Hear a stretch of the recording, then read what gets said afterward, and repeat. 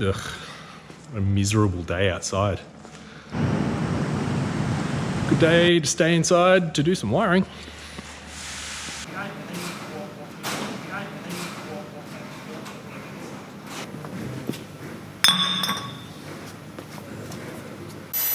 So next I'm going to give you a really quick Dave wideband hack. Basically this is going to be a really quick way to not have to use the little breakout that comes in the actual wideband box that we supply you. We supply this little breakout loom for all the other installs that might need to get done, which is not using an Elite harness. I'm going to show you a really quick way of how to use the standard plug and not have to use this breakout plug, which just makes the whole job a little bit neat. I am having to yell at the moment, sorry, because it is raining. It doesn't rain all that often around here at the moment, but it's here and we are loving the amount of rain that's coming through, but that's why I'm having to yell at the moment, so sorry about that. In the instructions that comes with the wideband, we are not able to plug this directly in and power up our wideband. The reason for that is because the signal ground that is in this connector is not designed to power up an auxiliary unit. It will power up things like the dash, the IC7 dash when you plug it in, but it's not really designed for the heater circuit that is in the wideband. So what we're going to do is find where this wire joins to all the other signal ground wires in this loom. We're going to chop it away from that and we're going to join it onto the power ground instead, which is going to be grounding to the battery negative or the engine block, which are joined together on the engine block anyway. So that's what we're going to do right now. So I've cut the cable ties off the braid, and what we're going to try and do is trace back this signal ground wire that goes to this CAN connector and find out where it is up here. So let's do that now. So I often find just trying to pull on that particular wire sometimes helps us find it up here a bit easier. So we can see that this section of loom started moving. So it could be one of these 2 or 3 looms, wires that I'm trying to find. We're getting closer and closer and closer. So I have a feeling it might be this one. So if it is this one, this wire should go back down, which it is. And I'm pretty confident now that I've got the right wire. Now that I've got that wire, I'm just going to quickly identify it. Because when I pull this grommet back over this loom, I'm going to lose it again. Got my identifier, found it, and I can see that it joins in right up here. So what I want to do is isolate that particular wire away from this bunch as close to the heat shrink as possible. Make sure I got the right one with the identifier, and then I'm just going to make sure that this can't possibly arc out on anything else in the loom by just taping it off again with some good quality tester tape. Now, what I want to do is find the power ground, which is a black wire in this loom according to our wiring diagram, and we're going to use one of our little joins to splice into that power ground so that the power source for the connector is good enough to power our wideband. So I found the black wire. Now if I wasn't 100% confident with what I was doing, I'd probably put a little nick in this wire up here. I'd then make sure I've got the right ground wire in our ECU connector and follow that ground wire to wherever I have it running in the loom and make sure that the end is also this wire, just to be 100% sure. I am 100% sure that I've got the right wire, so we're going to go ahead and then just splice this wire in to our power ground here. So I'm just going to cut back a little bit of wire and then make sure that we can run it across safely and neatly and splice it into one of our ground wires over here. So give the wires a little bit of a twist to stop them fraying and going all over the place. It's nothing worse than having one random strand of wire that could be shorting on something that you didn't pay enough attention to. Just going to cut that down to a nice, neat length. And then we'll grab one of our small brass or copper crimps, and then we'll cut one of those off. Place that like that. All right, so we've got a tiny little crimp. I get these delivered to me from RS Components. They're an electrical supplier in Sydney, where we are. They deliver all over the world. RS Components have a whole bunch of these little crimps. I will put a link up in a couple of the videos that show you the exact name and part number of these and these. I saw a lot of people talking on Benny's IS200 wire up, where he got a lot of his little butt terminal joins from. RS Components will probably be one of the best places to get these from. So basically we're going to lay both of those strands next to each other in the same area.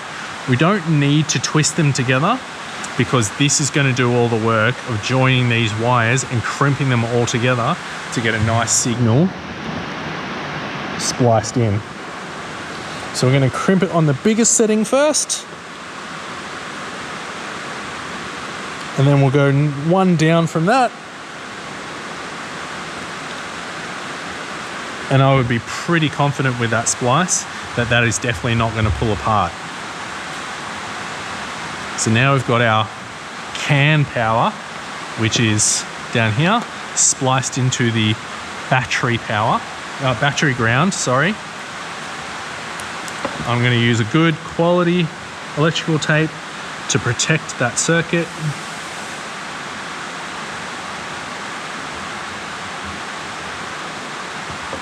Couple of layers so nothing can pierce through with a strain of wire.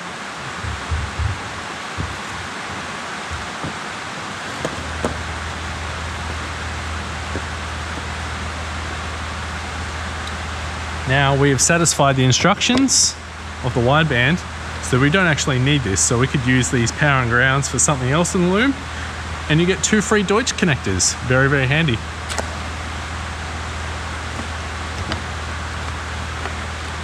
So I'm going to pack all this stuff away for now, because we won't need it until we start getting stuff back in the car. But basically we've done our CAN wiring, so we can run our little CAN hub now straight out of this, and our wideband, our dash, and any other CAN devices that we might want to use later, we definitely can. So that was just a quick little hack to show you how I do the CAN wiring. I've quickly isolated the outputs and a switched 12 volt that I want to run to the back of the car. These were going to be, one is for the fuel pump, one is going to be for the transmission cooling fan, for the cooler that's actually mounted underneath the car, and there's going to be another one which we're going to trigger the power steering motor off. There is a couple of different ways that we could do this part of the loom. I could simply use what I've got here, put all these together at the end, which is a nice, neat ending for these wires. And then I could do one of two things. I could use 4 of these crimps, and then I could expand and lengthen the wires that are coming off here and going all the way down to the boot.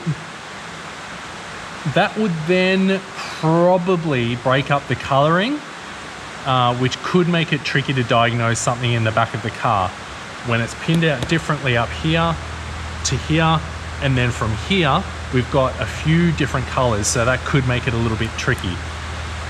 Option 2 is we could put a nice neat connector, which is a 4-pin connector, just like the one we saved from our wideband. We could then pin a nice low profile connector, put another 4-pin connector, and then again join the wires with a nice neat connector. That does give you the option to pull them apart if you ever need to in the car when you're feeding things through the car. Or what I am going to do, because it's only going to help me later on trying to diagnose things if there's ever a problem, I'm actually going to run 4 new lengths of wire, which I've measured up beside the car so I know that they're long enough. And I've just made a quick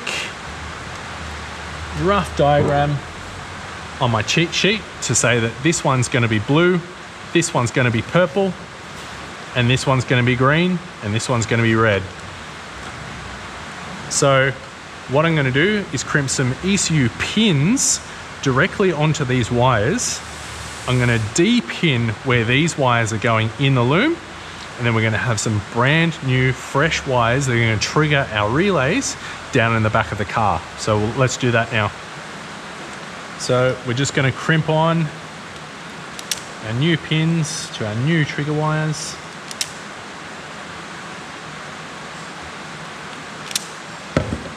Basically, I've cut just enough away that it's going to be about right to place directly into the pin. So you can see that the crimps there are going to clamp onto the wire strands themselves, and then the strain relief at the back is going to clamp onto the insulation itself. So give them a quick twist.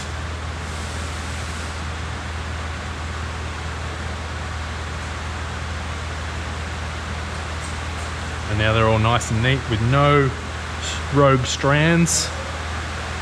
Place that in there so that the wire will only be clamped onto this part. It's amazing how many times we see people clamp the actual PVC into this part, and guess what? That output or that input no longer works because there is no continuity with these strands of wire. Give it another quick twist just to make it nice and neat. And now we're ready to crimp onto these pins. Going to use our ECU wire crimpers, and we're going to use E. E is the smallest die that we have on this particular crimper, and it works absolutely perfect for all the ECU pins. So you hear a nice little snap, and that is crimped beautifully. You could probably hang off that now and it wouldn't have a problem. I like to go with either C or B. Probably just depends on the thickness of the wire that you're happening to use at the time. This one's probably a little bit small, and you can see that it deformed that crimp just a little bit. So A or B probably would have been a better option, as it now kept that profile nice and small. We'll do a bit of a better job on the next one. So E again, wait for that nice snap. Crimps down and pulls right down in on those wires. And then we'll use A like we talked about before. As you can see, A doesn't do nearly enough to crimp down on that particular wire. Hopefully B brings it home just where we need it. So it's nice and straight, and that'll go straight into this plug, just like all the other pins have been done.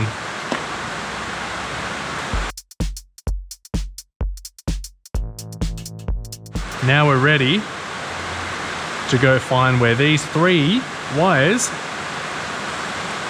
need to go in the ECU connector to replace these ones. So I'm going to start with the first output that we need to go through, and I can see that number 1 is blue. That's the Thermofan 3, which in my notes I know is my transmission cooling fan. So I want to take the blue wire first.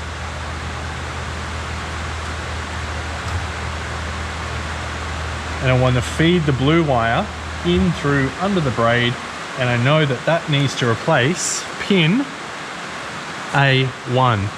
That is really, really easy for us because I know that A is the bigger connector according to my wiring diagram.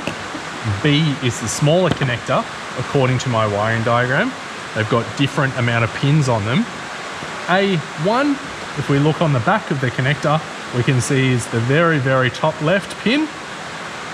and the colors even correspond down at this end, so I know that that's the right wire.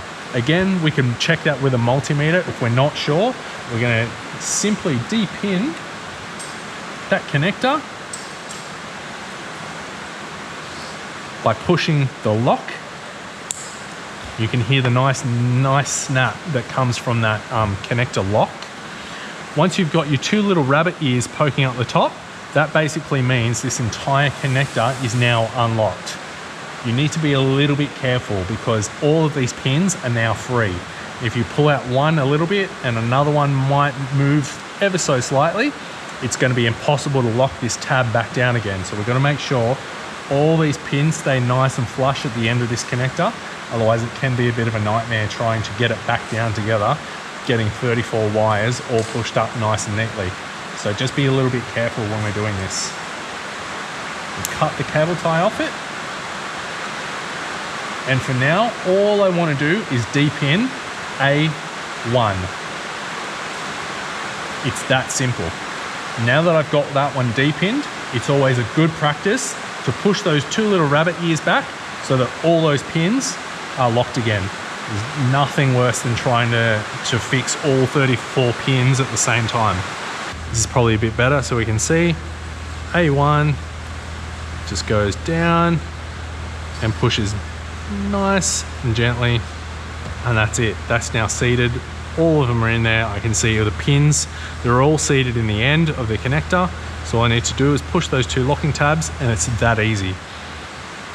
I'll show you what it looks like when you've got this pin not seated all the way down to where it should. It might feel like that's as far as it wants to go when it meets a little bit of resistance, but you can see I can't push these tabs down. They just won't push in, and that's because the pin is actually seated in the wrong place of that connector. Push it just a little bit further and they snap down. That's where that pin wants to be, and that's where that connector wants all four of those pins to be in their positioning. So now that's all done, I can pull the braid back down and throw a nice little cable tie to secure the braid. For now,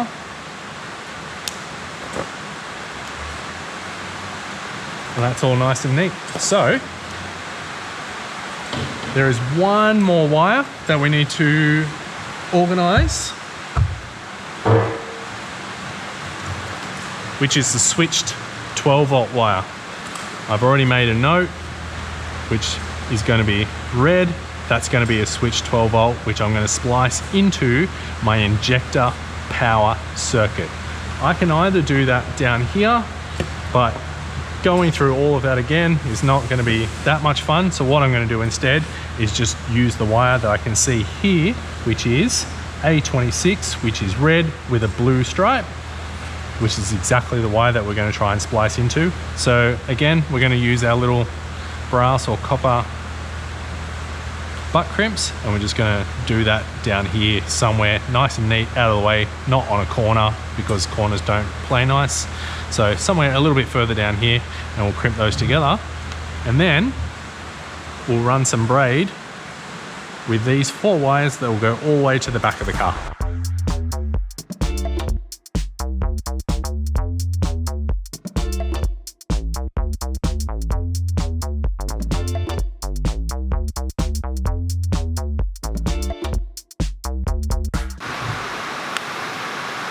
So you heard me talk about wire braid before. This is the wire braid that I'm talking about. This is really, really handy for doing some simple wire coverings, particularly over lengths. I find that this stuff is great. So this is going to be obviously used for a much thicker length and bunch of wires, right up from probably anywhere between 10 to 20, 30 pairs of bits of wire. They're all going to go on something this big. The next one down will be something from anywhere from 4 or 5 bits of wire up to probably about 10 or 12. That's when this starts running out of stretch. And then the little bitty baby one is anywhere for 1 through to about 4. 4 is about where you want to stop with this one, depending on your wire thickness, obviously. So this is what we're going to use to run our 4 tiny little strands of trigger wire all the way down to the back of the car. So we're going to measure that up really, really quickly. So that should be enough. And then I'll take probably just another 20 to 30 centimeters just to be sure. And that should give me enough length. Tricky thing with this stuff is that when you've cut the ends, it then starts to unravel itself. This can be really, really tricky and really horrible because it just, once you start pulling the wires through there, it all starts getting really, really messy and gross. So give it a nice, clean, fresh cut across the top. And I like to use my little micro blowtorch just to give it a nice sealed end. So now whatever we do to that end, they will stay together and stuck together and nice and neat. And you can make a nice heat shrunk ending over that. So I'm just gonna cut all of these down to about the right length together. And then let's throw a bit of tape around all 4 wires. So that makes it a bit easier to pull through when we're feeding it. So basically we're just gonna feed it in, and I'm always gonna stay with the end of the wire. The end of the wire is what we're gonna sort of slowly feed over bit by bit. You see we just keep slowly feeding it down, and I know where the end of the wire is because I can feel it. Not there, but there it is there. So I just keep slowly feeding it. Who had these beers? Alright, we're there. So now, we're right at the end where we need to be, and I'll slowly just leave a bit of slack in this. If you make this really, really, really tight, it tends to not be nice and fluid and uniform. It actually gets really rigid and stuck in its form. But if you leave a bit of slack over the top of this, it makes it really, it makes it a bit more, makes it less rigid and easier to move around. This helps with navigating it through the car as well. So I'm not going to pull it as tight as I can, but that should now get me to the back of the car. Just going to quickly throw some tape over the end of this so that it stays in the right place, and this isn't going to stay here forever because I'm going to put some heat shrink on it when I'm done. But what I want to do is just quickly slide this back under this engine grommet. You've seen me move this backwards and forwards about 12 times now, feeding things in and out. The reason I haven't figured out where this is going to go yet is because when I put this into the car to do its first measure up and figure out where the ECU is going to probably sit in the car, I'm going to figure out where the hole we're going to need to drill so that this grommet can sit nice and neatly in its right place. So I haven't quite figured that out yet, but I know that these need to go to the back of the car, but I'm going to do that inside the car. So running this out with the main engine loom and then back under the car, it's probably not the right environment for these wires. They don't need to be sitting underneath the car getting covered in water and oil and dirt and getting hit with rocks. So we'll probably just keep these nice and safe inside the car. Just going to feed these back through and under this grommet with heat shrink.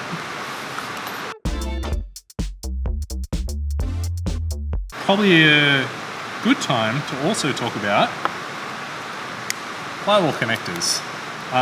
These things are really, really cool and really handy, and do a very good job of breaking this harness out so that you can have an interior and an exterior harness. So normally this goes through the firewall, and then you actually have a nut and a flange, which I do have around here somewhere. So then this nut actually secures this plug into the firewall itself with the right size hole, and then this one stays on the engine loom that's actually attached to the engine. So this is perfect for a race car or something that may need a little bit more maintenance as far as engines. So you may want to take your loom off your engine to get your valve covers off so you can keep doing adjustments to your lifters, or you may need to do some other adjustments as far as the head or the block, or just general maintenance for a race car. This is really, really handy for that. So this stays in the block on the firewall. You unscrew your engine loom, and then the engine actually comes out with it. We are not going to use one of these in this particular application, but I have used plenty of these in race car applications. This comes as a really great kit from ALS Connector. We'll have a link for where to buy these from. They have a great eBay store, but you can also set up an account on their website, and they've got an amazing array of Deutsch connector and different applications for DT, DTM and DTP sized pins that carry all sorts of different currents. They've got these really cool little rubber boots as well. So you've probably seen on all the crazy Instagram stories that people put up with their amazing wiring harnesses that they've always got like a heat shrunk boot over the end. Really, really good unless you might need to make a change. Because this is an enthusiast level sort of wiring, I like to use these little rubber boots instead, because I often like to change, innovate, always add or remove a sensor, a solenoid, something in the future. These are always great because you can always pull them back, slide them back down your wiring harness, and feed in the extra wires that you may want to put through without ruining your $50 to $70 heat shrink boot that you have to cut off, de-pin the whole thing, re-pin the whole thing, and then put on a new boot when you're done. So these are really, really handy and do make a really nice, neat install when you're done. Just doing a little bit of a neaten up. Things just got a little bit crazy and wires started branching off into all sorts of different places. So I'm just doing a really quick cleanup of my workspace and my work area. Can you be gentle with my package? Somebody already opened it. This is my stuff from Ep4 Hardware. I ordered these GM connectors online from them the other day. So when I was chilling in bed, I went through and looked at their Ep4 plugs and found the GM section and went through and just basically just added to cart really, really quickly everything that I might need to wire up on this engine. So I grabbed, by the looks of it, a couple of knock sensor plugs. So I asked the owner if he could bring the knock sensors down, as he didn't actually have them on the car. So we got the knock sensors, but no plugs to actually go on them. We could go through and cut off the ones from an original loom and then solder the wires or use all the crimps and then have a crimp that joins to another crimp, but it's kind of nice if we can use the new plugs. It does make it look really, really nice if you can use all brand new plugs. They are definitely available for most makes and models, so go to their website and have a look. It's really, really easy to navigate around, but look at that brand new Ep4 plug that suits the knock sensor. I got one for the alternator as well, because we're going to try and control the voltage on the alternator. The VE alternator actually has a controller in it, so we can actually move that up and down and control the voltage, so we can control the load on the engine when it needs it and when it doesn't need it. I've got a new crank sensor plug, cam sensor plug, so that we can get brand new connections that are not broken anywhere between the actual sensor all the way up to the actual ECU. Just be one continuous wire, which then troubleshoots so many problems out the door, because we don't even have to talk about there being a broken wire anymore. I got a brand new set of injector plugs as well to suit the injectors that the owner has already put in the car. So that'll make it really, really nice and neat and easy. not flexible. Well, that was a long day of wiring. Can be quite a tedious and a long process getting an entire car wired, so it does take a long time to do it nicely and neatly. It is very underestimated sometimes how long it actually does take. I'm actually stopping and doing all the tedious, really boring parts that happen again and again and again, just to stop boring you with them. So I'm just going to kick back and get a lot of rest tonight. Listen to the beautiful tones of the rain falling on the roof, and we actually found some very appropriate technology for the age of this car.